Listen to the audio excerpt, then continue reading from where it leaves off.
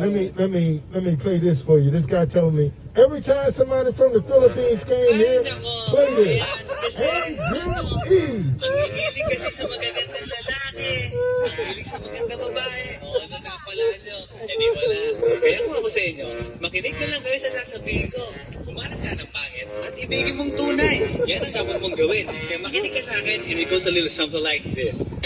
Kung gusto mong lumigaya ang iyong buhay, humanap ka ng pangit at ibigin mong tunay. Isang pangit na talagang di mo matanggap. At huwag ang lalaki na iyong pangarap. Ngunit kung bakit ko sinabi to'y simple lang. Pagkat magalan ng lalaki ay nagkakakulang ng oras.